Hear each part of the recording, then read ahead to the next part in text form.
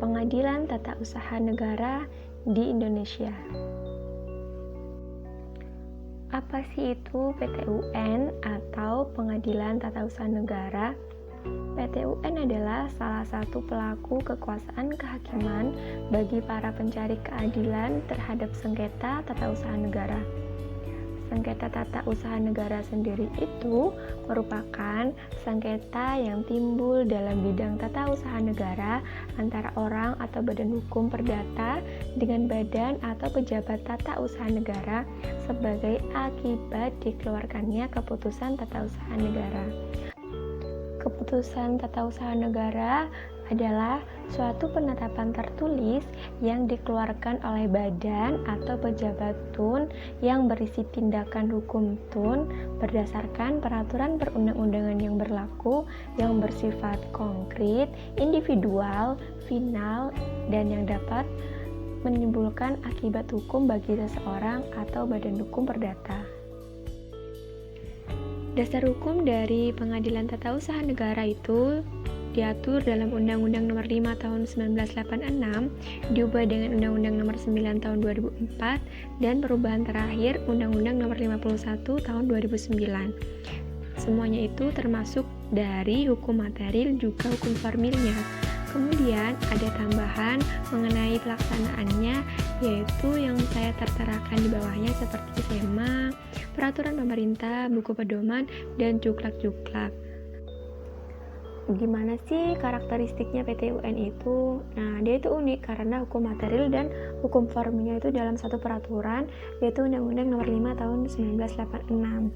Yang kedua adalah adanya tenggat waktu pengajuan perkara. Jadi, perkaranya itu bisa diajukan selama tenggat waktu 90 hari sejak ketetapan tun itu disahkan.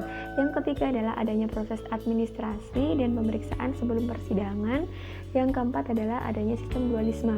Mengapa di Indonesia disebut sistem dualisme?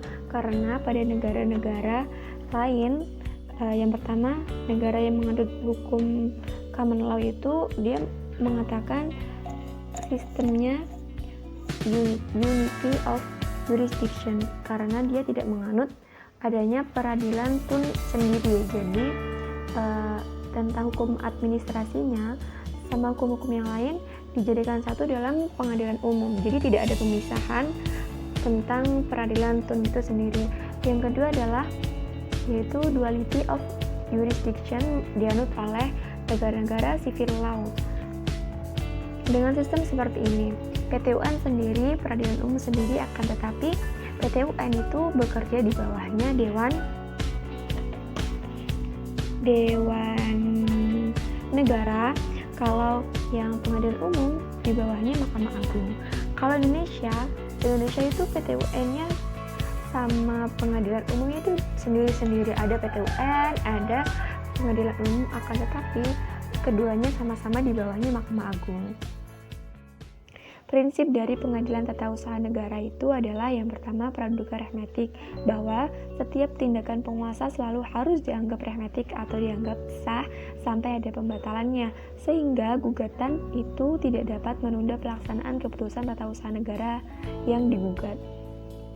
Yang kedua adalah prinsip pembuktian bebas. Dengan prinsip pembuktian bebas berarti hakim itu mencari kebenaran materinya, bukan kebenaran formilnya. Yang ketiga adalah prinsip keaktifan hakim.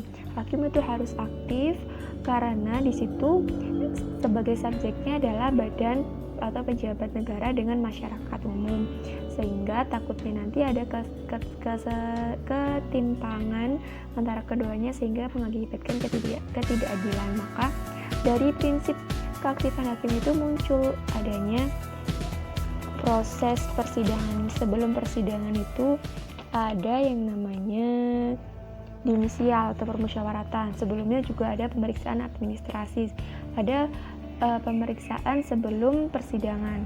Seperti itu. Yang selanjutnya adalah prinsip putusan pengadilan mempunyai kekuatan mengikat atau erga omnes. Karena sengketa tata usaha negara merupakan sengketa publik, maka putusan pengadilan tata usaha negara berlaku tidak hanya pada pihak yang bersengketa, tapi untuk publik. Kompetensi PT-UN itu ada dua sama. yaitu kompetensi absolut dan relatif. Absolut berkaitan dengan jenis perkara, jenis perkaranya yaitu berkaitan dengan sengketa tata usaha negara. Kalau yang relatifnya yaitu berdasarkan wilayah hukumnya, wilayah hukum dari PT UN itu saat ini ada 28 PT UN dan 4 pengadilan tinggi tata usaha negara. Sama seperti pengadilan perdata bahwa diadili dalam wilayah tergugatnya. Hukum acara tata usaha negara yaitu hukum yang mengatur tentang cara menyelesaikan sengketa tun antara orang atau badan hukum perdata dengan badan atau pejabat tun akibat dikeluarkannya keputusan tun termasuk sengketa kepegawaian berdasarkan peraturan perundang-undangan yang berlaku. Nah, tahapan beracara dalam PT UN terdiri dari yang pertama penelitian administrasi yang dilakukan oleh kepanitiaan yang tentunya berkaitan dengan hal-hal yang bersifat administratif seperti biaya panjar dan lain sebagainya. Kalau sudah, maka masuk dalam proses dimisial. Proses dimisial itu maksudnya adalah penelitian yang dilakukan oleh ketua pengadilan berkaitan dengan apakah gugatan ini layak untuk dilanjutkan ke persidangan atau tidak. Kalau bisa lanjut, maka yang selanjutnya adalah pemeriksaan persiapan yang dilakukan oleh hakim tentang pematangan perkara. Bisa memanggil penggugat untuk ataupun tergugat untuk menyempurnakan gugatannya. Yang keempat adalah masuk dalam persidangan. Yang selanjutnya adalah putusan. Putusan ini nanti akibatnya bisa pencabutan keputusan tun atau penerbitan keputusan tun yang baru.